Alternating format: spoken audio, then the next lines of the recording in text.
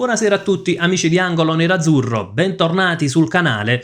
Poco più di 24 ore ad Ajax Inter, tornano le notti europee e si avvicina quindi anche il debutto in Champions della nuova Inter targata Christian Chivu. Andremo a vedere le ultime in casa nerazzurra, dove sono previsti diversi cambi rispetto alla sfida contro la Juventus. Qualche cambio potrebbe essere obbligato, Lautaro Martinez è infatti ancora in dubbio a causa di un problema fisico. Andremo anche a vedere le ultime proprio sull'infortunio del capitano.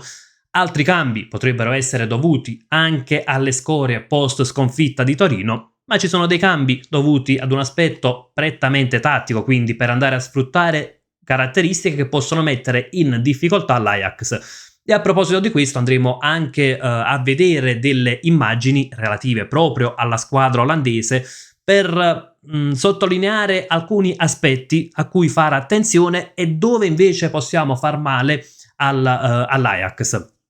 Naturalmente prima di iniziare, come al solito, vi ricordo anche un bel like al video, iscrizione al canale. Come dico sempre, sono operazioni semplicissime, con le quali però con 2 semplici clic date un grandissimo aiuto. Iniziamo innanzitutto dalle ultime in casa nerazzurra, quali sono, le ultime di formazione e quelle che riguardano il nostro capitano. Perché mentre Darmian a causa di una lombalgia non è partito per Amsterdam e quindi non sarà della partita, Lautaro Martinez è in dubbio proprio per l'aspetto fisico, per un problema fisico, problema che riguarda la schiena. In realtà Lautaro Martinez non ha partecipato alla rifinitura, però ha lavorato in palestra, quindi il suo impiego non è da escludere del tutto, potrebbe anche partire dall'inizio. In grafica vediamo schierato Bonny perché naturalmente bisognerà fare particolare attenzione a questo problema di Lautaro Martinez, onde evitare di perderlo poi magari per più partite, però ribadisco comunque c'è ancora un punto interrogativo sulle condizioni di Lautaro Martinez, non escluso che la Tula parta dal primo minuto. Gli altri cambi di formazione, in porta vediamo Josep Martinez, questo è sicuramente un cambio dovuto un po' alle scorie post Juventus-Inter. Ecco, Sommer non ha convinto del tutto, ci sono state tante critiche. In realtà sembra un avvicendamento anche piuttosto ovvio, o meglio, sembra che siano arrivati i tempi di questo avvicendamento, anche perché altrimenti si rischia di ripetere l'errore fatto con Handanovic, quando c'era un portiere titolare in fase chiaramente calante e si rischia poi di perdere dei punti preziosi o delle partite che poi possono anche cambiare il corso della stagione. Difesa a 3 con Akanji, De Vrij, Bastoni e andremo a vedere anche dal punto di vista tattico perché secondo me Akanji De Vrij è anche una scelta dovuta ad un aspetto tattico per sfruttare determinate caratteristiche. Centrocampo con Dumfries, Barella, Çalhanoğlu, Sučić, Di Marco, quindi torna Di Marco, torna Sučić tra i titolari. Qui ecco può essere anche dovuta ad un fattore di gestione delle energie fisiche, magari del rientro di 2 che invece erano stati titolari per la partita nelle partite precedenti. Coppia d'attacco Thuram, come detto c'è ancora il ballottaggio che dipende dalle condizioni fisiche del capitano, ovviamente ballottaggio proprio tra Lautaro e Bonny, quindi eventualmente sarebbe Bonny e non più Esposito. Arriviamo anche al punto di vista tattico, a quelle che erano le immagini che vi accennavo in apertura di video. Andiamo anche a capire perché Akanji, De Vrij in difesa e perché più Bonny che più Esposito in attacco. Innanzitutto, per fare chiarezza anche sulle immagini che vedremo, questa è la probabile formazione dell'Ajax. Jaros in porta, Lucas Rosa, Itakura, Sutalo, Bass in difesa, Taylor, McConnell a formare i 2 di centrocampo, Raul Moro, Gluck, Götze a supporto di Dolberg. In realtà è schierato con un 4-2-3-1, ma in stagione l'Ajax ha giocato anche con un 4-3-3 con mezzali molto mobili, ma soprattutto arriviamo al punto. Che tipo di squadra è l'Ajax? Quali sono i dettami tattici? Innanzitutto va detto che abbiamo un punto a nostro favore, non incontreremo una squadra che si chiuderà in difesa, che sarà attendista, difficilmente l'Ajax si snaturerà, ma piuttosto è una squadra che nel suo diktat, nella sua idea di calcio ha innanzitutto pressing alto, riaggressioni, transizioni molto rapide, soprattutto le transizioni positive, e le verticalizzazioni, quindi in alcuni aspetti ritroviamo anche qualcosa simile all'Inter di Chivu. Forse però nell'Ajax ci sono degli aspetti un po' estremizzati che possono essere sfruttati a nostro favore. Arriviamo anche proprio alle immagini di cui vi parlavo poc'anzi. Ecco, questa è l'azione che porterà al gol dell'1-0 contro l'Heracles. Da dire che comunque poi c'è un discorso da fare a parte sul valore tecnico. L'Ajax nelle prime 5 giornate di Eredivisie ha ottenuto 3 vittorie e 2 pareggi, nonostante non abbia affrontato nessuna delle prime della classe. Torniamo all'aspetto tattico, come dicevo, e questo è il gol fatto contro l'Heracles, il gol dell'1-0. Qui c'è un recupero palla altissimo, troviamo praticamente già in questa immagine, vediamo 6 giocatori nella metà campo, no? Quasi nella tre quarti dell'Heracles, recupero praticamente al limite dell'area avversaria, palla che va poi a Glock che si accentrerà, si incune in mezzo praticamente all'intera difesa dell'Heracles, il tiro poi viene ribattuto e, o meglio viene parato, poi sulla respinta arriverà il gol dell'Ajax per l'1-0 appunto. Vediamo innanzitutto due aspetti: il pressing molto alto a cui fare attenzione in fase di costruzione e calciatori mobili. Ecco, Gluck è uno di quelli a cui fare particolare attenzione. Nella grafica precedente l'abbiamo visto schierato da trequartista, ma probabilmente svarierà, come l'abbiamo visto anche nella sfida contro l'Italia, appunto il calciatore israeliano. Sempre per quanto riguarda le transizioni, c'è anche un altro gol, ecco, da analizzare, ed è il 3-1 contro il PEC Zwolle, praticamente l'ultima partita giocata dall'Ajax in campionato.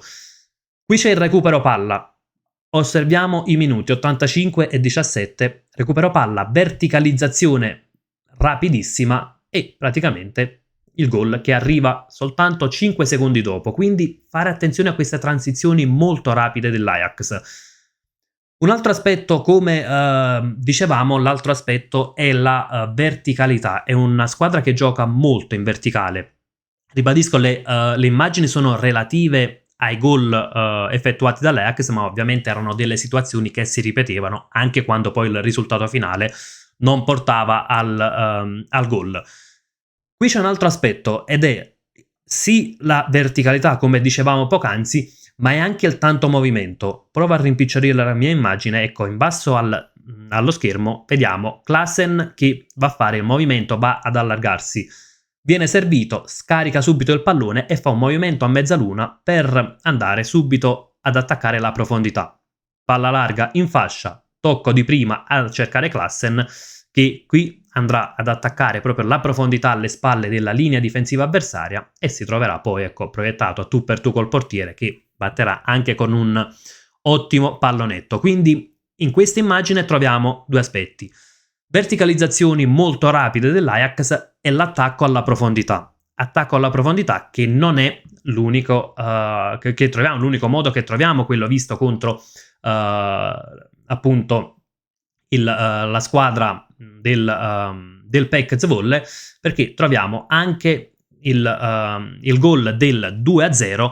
Anche qui si va molto in verticale. Vediamo, qui c'è Koitakura in possesso palla che supera la metà campo, il tocco per Tyler, subito il passaggio a tagliare la linea difensiva e poi arriverà appunto anche il gol del 2-0 segnato da Götze, che domani appunto dovrebbe essere della partita, dovrebbe essere titolare.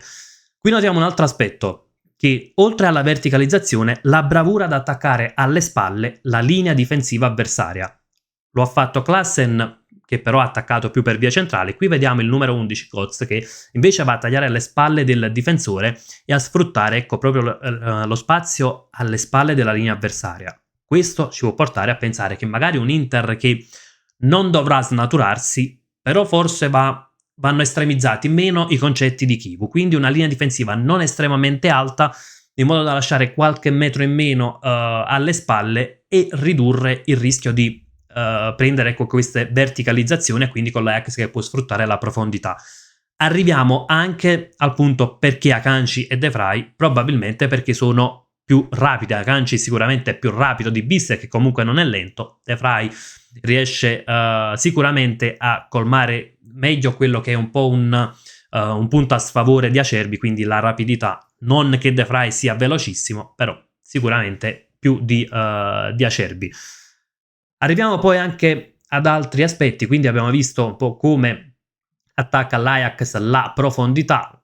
C'è un altro aspetto da fare attenzione ed è come attacca l'ampiezza l'Ajax, perché contro l'Heracles, quindi torniamo al gol precedente, qui c'è proprio l'ampiezza, ecco, l'ampiezza e le catene laterali. Numero 2 appoggia al numero, c'è lo scambio col numero 17, praticamente si va dentro per Klaassen poi farà un cross al centro con Weghorst che andrà a calciare in porta. Ciò che volevo sottolineare è anche la ricerca dell'ampiezza e delle catene laterali, con Klaassen che non era schierato da esterno d'attacco, però che fa tanto movimento, quindi attenzione anche a queste situazioni, sicuramente forse meno pericolose della velocità in transizione e della velocità nel verticalizzare. Dicevamo c'è un aspetto però che l'Ajax soffre e che probabilmente potrebbe soffrire anche domani sera e sono le transizioni invece negative, quindi quando perde palla. L'Ajax quando perde palla prova a riaggredire subito, però occhio perché se gli avversari fanno una buona transizione positiva possono trovare la squadra olandese scoperta, anche perché questa è un'azione relativa all'ultima partita, Ajax-PEC Zwolle. Ci sono tanti giocatori nella metà campo avversaria, qui perde il pallone il numero 37, se non vado errato è Sutalo, quindi il difensore, e guardate la verticalizzazione del PEC, quanto spazio riesce a trovare. E con questa verticalizzazione metterà in difficoltà l'Ajax, infatti arriverà poi il gol che riapre la partita. Quindi questo è un altro aspetto che possiamo sfruttare a nostro favore, ovvero le transizioni positive. L'Inter di Chivu cerca molto le verticalizzazioni, farlo sicuramente al meglio domani sera può aiutare a mettere in difficoltà l'Ajax. E arriviamo anche al punto, nel caso in cui non dovesse esserci Lautaro, Bonny più di più Esposito per sfruttare proprio queste ripartenze. Quindi sicuramente Bonny è più rapido rispetto ad Esposito, che ha caratteristiche più da centravanti puro, più da attaccante che gioca magari spalle alla porta, ma con Bonny e Thuram potremmo riuscire meglio a sfruttare queste transizioni.